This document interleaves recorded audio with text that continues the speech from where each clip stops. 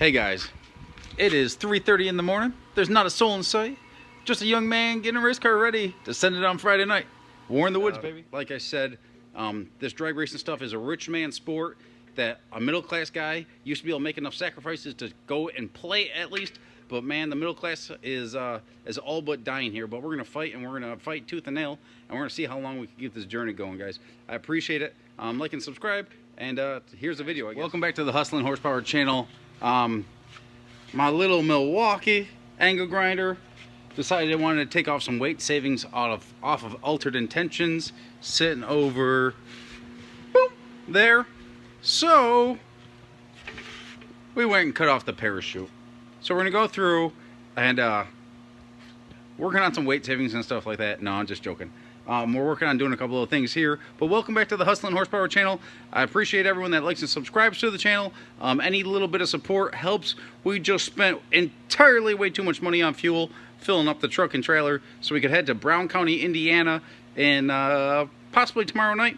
And I think we might have a hot rod for this, but every little bit helps. I'm just joking, guys. Yeah, watch the video, like and subscribe. Stop by and buy a t-shirt or something like that, because these fuel prices are killing us. I'm telling you, it's getting bad. We need to win one of these things. I guess we need to put the real car together so we can go try to win one of these big deals. And it's probably gonna be like $20,000 to win. And I'm telling you, they're saying this no prep stuff puts a black eye on drag racing, but I'm telling you, you want to see some great backwoods, blue collar, grassroots drag racing, come out to Brown County, Indiana. It's gonna be a killer event. And yeah, you're gonna see some flames shooting out. You're gonna see some crazy rides. You're gonna see some monster wheelies. You're gonna see some fast passes down some I don't want to even call it a sketchy surface. The surface is actually pretty damn good compared to some of the surfaces we've been on, and that might be part of the problem. The surface might be a little too good for some of the cars that are going there, as far as you could go fast there. So we're working on a couple of things here, and you'll see it a little bit later on in the video. I appreciate it, guys. We're just going through, dotting some I's, crossing some T's, going over some data logs, and getting ready to try to put on one hell of a show for you guys. So guys, we appreciate it. Stop by the pits, say hi. It doesn't matter if we're in the middle of working or anything like that. Say hi. We're just normal people. We put on our shoes, the same as you. They know it just might be Walmart brand or something like that, so we can put a little more money into the race car. But hey, stop by, hang out. Hey, if you need a water or something like that, we'll probably have a little bit. We might even have a Pepsi or two. I don't know. We might have some kids' t-shirts. If you got some little kids that are coming out to the track for the first time, stop by the trailer. We'll try to get them something, whether it's a koozie or this or that. Guys, I was a little kid one time too, and some might say I still am. So I appreciate it, guys. Every little bit of support helps. Everyone that watches the channel, everyone that supports in any way, shape, or form, anyone that reaches out and keeps an eye out for some of the stuff we're looking to buy, some of the stuff we're selling, the shares and all that stuff, guys. It means a whole lot to us, and it's the only way we can keep it going. And like I said, this drag racing stuff is a rich man sport that a middle class guy used to be able to make enough sacrifices to go and play at least. But man, the middle class is all but dying here. But we're gonna fight, and we're gonna fight tooth and nail, and we're gonna see how long we can keep this journey going, guys. I appreciate it. Like and subscribe. And here's the video. You're working under the moonlight. Not really. Nice little Amazon LED light. I'm not a huge supporter of Amazon for whatever reason, but hey, I guess it gives us pretty good lighting here. So I cut off the parachute mount. Simply the reasoning for cutting off the parachute mount was I'm going to add a second parachute. Now, 2 parachutes are needed for quarter-mile racing over 200 miles an hour, or over I don't know what it is in the eighth. It's over 200 in the quarter, but we've never been 200. But we've ran some pretty good mile an hour to the eighth on the front side, no prep stuff. And the thing is, when we're racing at some of these tracks that have shorter shutdowns or bumpy shutdowns, or a lot of the small tire no prep stuff, or the no prep racing that we're doing, or any type of this racing that we're doing, it gets late in the night. And when later it gets in the evening, dew point starts to set in.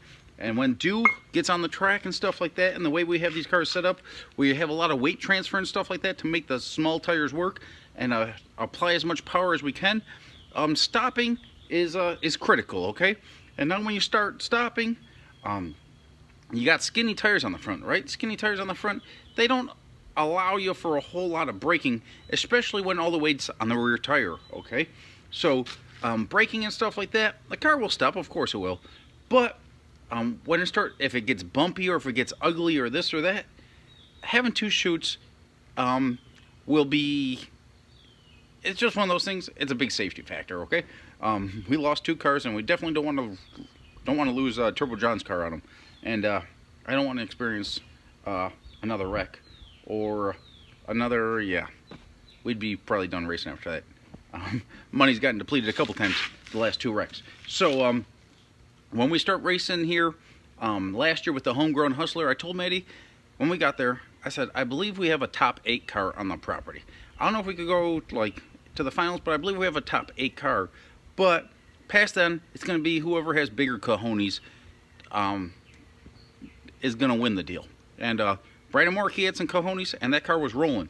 And we went the same mile an hour second round all the way till like whatever is 4th or 5th round.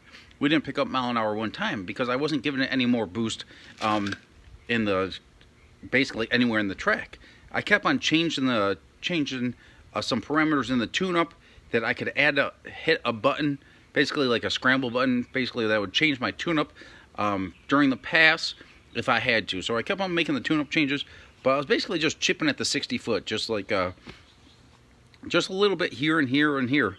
But I didn't want to go over the mile an hour that we were running, simply because it's a little bit bumpy. It's not perfectly smooth out there, and when the dew point starts setting in late at night, it gets a little hairy, okay, if you don't have your stuff together. So we were pulling the chute, and I had it through the Davis VPS system, so it would activate at X mile an hour.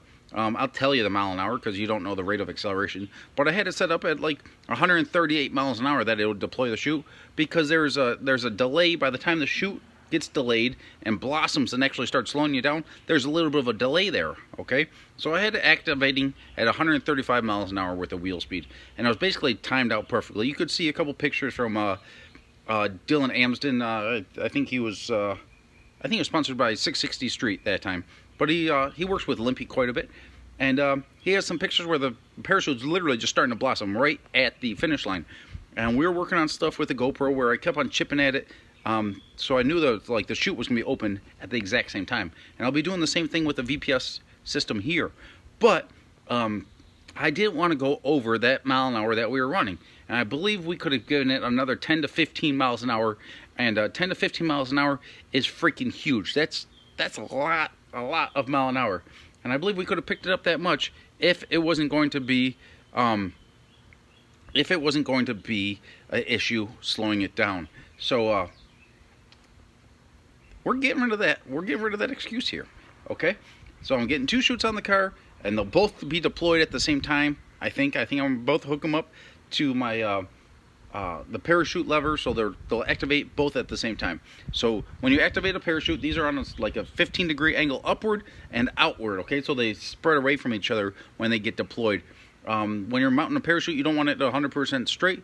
You want to give it a little bit of time. So the parachutes that we're using they're called a launcher style parachute. Now you have air launchers and you have spring launchers. These ones are spring launchers, mainly due to cost, okay? I'll be making, for the new car, I'll be making up some air launchers myself, but for right now, we're using spring launchers. And the spring launchers here, they're a little bit heavier, but for what we're doing, it doesn't really make that big of a difference because the weight goes on the right side of the car and so on and so forth. And but in doing so, this spring here, it kind of shoots the parachute up into the clean air so that the air can catch it and it can blossom, okay? So when the air, when it catches and blossoms, there's a little bit of a delay there, okay? You don't want your chute dragging on the ground, and you don't want to have it falling. And if you run like a big tire car with wheelie bars and stuff like that, you most definitely don't want your wheelie bar falling on, or your parachute falling on the ground and wrapping around your wheelie bar and lifting up the back of the car. So when you go to mounting your parachute and stuff like that, it's critical on how you mount it so that the air slows you down but doesn't try to lift up the back of the car or do stupid things, okay? But that's a little rough estimate. I'm gonna get through. I need to make one more border thing to go around the back side here the mounting tabs, and then I cut off the plates on the back, and I'm modifying them a little bit to convert it to 2 chutes instead of just 1 chute on it, so that we don't have to. We could go balls to the wall. So guys, a little update. I don't know where the tubing bender is, so I went and just slash cut this stuff. Went into my my storage trailer, found some. This is a little on the large side. This is I don't know, probably 1/2 inch or so tubing. You could run something a little bit thinner than that, but hey, the weight's on the right side of the car. Ain't that big of a deal. I'll be remaking all this stuff when we go to do the new build. So this stuff's like temporary. It'll work perfectly fine, functionality type thing. But I just slash cut all the edges here, and I'm gonna TIG weld all these up, and then we'll put for the backing of the parachute launcher setup here. So I'll have some little tabs in here that I'll weld in to bolt this platform to, and the winders. You run we have a winder right here. Crank it up, and it comes down. So like honestly, our spool bus, after we lost the Dirty 30, I went and just cut out a piece of this. Then I actually took a seatbelt out of the spool bus, and that's what's in the other launcher. But this one right here is something I bought. I don't know. Found a good deal on the internet. I don't know, probably about a year ago, 6 months ago, and I just refurbished the other one because I was already in the process of doing it. But this one and the other one will be going on the Homegrown Hustler. Not the Homegrown Hustler. The rejuvenated Homegrown Hustler. I don't know what we're gonna name the car, but it's basically gonna be a twin to the Homegrown Hustler because that car was something special. So back to work. I can't get to talking. You guys don't like when I talk anyways because I'm not a talker. I'm a worker. So back at it. So guys, now that I got that all welded up here, I got some little tabs in here. I'm gonna get ready to weld those on. And I actually hooked them up with some Clecos. And Clecos, you got a little Cleco guy here, and you squeeze them together and you put it through the hole. And a Cleco is basically a temporary rivet. And I guess if you don't know what a rivet is, I can't help everyone. So yeah, a Cleco, basically a temporary rivet that you use in fabrication stuff. And you drill the hole, and you could drill one hole, then you put a Cleco in it, and you can mark all your other holes. Or in this case, I'm using it to hold my all my tabs into place. My 4 tabs that will hook up. Now I'm gonna go and TIG weld these tabs in. I only got 3 of them in right now because I have to have this on a nice flat surface, and I didn't want to disassemble the whole parachute. So we're gonna go weld these in here. Then I'll weld the 4th one in, and then we're gonna get ready to bring it back to the car and set the angle and set the all the angles and stuff like that, and come up with a way to weld this one similar, dang near perfect, to the other one. Hey guys, it is 3:30 in the morning. There's not a soul in sight. Just a young man getting a race car ready to send it on Friday night. War in the woods, baby. We got the parachutes mocked up. I got to finish welding it. Got the Clecos in here right now. Got to finish welding it up. And then probably go in the trailer, get the other chute pack, get it all finished up. Get some bolts in there, probably remount the holes a little bit so we could get a normal 1/4 inch bolt in there. I like keeping all my bolts as similar as possible. 1/4 inch, 5/16, 1/2 inch, 5/8 when you need them. But I like to keep all my stuff nice and uniform. I don't like having a whole bunch of different sizes on the bolts. Weight savings, yes, there's time and place for that. Some of the tin work and stuff like that, I'll do like a 10-30 seconds bolt.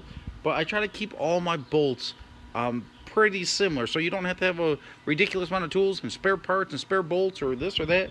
Makes it very easy to work on. So we got our chutes mounted. They're pretty close. They're within a couple degrees of each other, and we're gonna call it good enough. So it ain't gonna make a difference. So literally, like, you're really gonna have to take a look at it to know that it's wrong. Not that it's wrong, but like it's off a couple degrees. But hey, they're close enough. I bet you they're just as accurate as everyone else's parachutes out there. So we're putting them on there, locking them down, and getting ready to send it on Friday night, guys. I don't know what else I'll do for the rest of this video, but I don't know. We'll figure out something for you. I had to go through and make sure that these are accessible for to wind up the chutes. That one's nice and easy, accessible. On this one, if the ground wasn't in the way, That one slides in. Woo! That one slides in as well, and you can see they're indexed pretty perfectly. So we're gonna go through and get that up. I need to get a parachute, additional parachute cable tomorrow, and weld that up in the chassis, up in the driver's compartment, so both chutes work off the same handle, so I can work it through the Davis system and the my emergency button, so we could deploy it with both hands on the wheel. So yep, we're in the woods. Well guys, it is just about 5 o'clock in the morning, and it is time for a shower and a nap, but we got this thing just about together. I have to add in the I guess I can crouch down a little bit. I gotta add in the other parachute cable. That's no big deal. We're gonna have to go find one in the morning and get that taken care of in a few hours, whatever it is. But it is a whole lot easier working at nighttime. I do this stuff a lot. I think about it basically all the time. But the weather and stuff like that, man, it's so much easier working at nighttime. You get this little breeze and you don't have the sun beating on you. And especially with my stomach issues and stuff like that, it makes it a whole lot easier. Plus the phone's not blowing up. I won't lie, like I'm usually pretty forward about all that stuff. It's a little bit easier when the phone's not going off and this and that, and you can concentrate. Now the stuff isn't like beautiful. You got a little bit of a breeze going on, so the welds aren't the most beautiful thing and stuff like that. But it's not the end of the world. It's like I'm telling you, like they're on there. They ain't going nowhere. So it's a fairly lightweight setup, very robust setup. I have them both attached to the same point, and yeah, it should. We should not be limited on our ability to stop. This car's got decent brakes on it. It slows down pretty good, but these two chutes will help keep us straight if anything goes awry, or if the VPS system, the pitch yaw roll thing, so if the car starts getting like sideways or anything like that, the chutes will deploy and straighten the car right out. The parachutes do a whole lot more than just stopping a car. They'll save a car from doing bad things. So also, if the car starts bouncing around or something like that, a parachute is basically just like hitting the trailer brakes in your car. It's going to keep the truck straight. So those are I got that all taken care of. So I think we're gonna wrap this video up, and maybe I'll post another one Friday or something like that if something else comes up that we're gonna be taking care of or handling. But right now, I think the car is pretty much ready for war in the woods.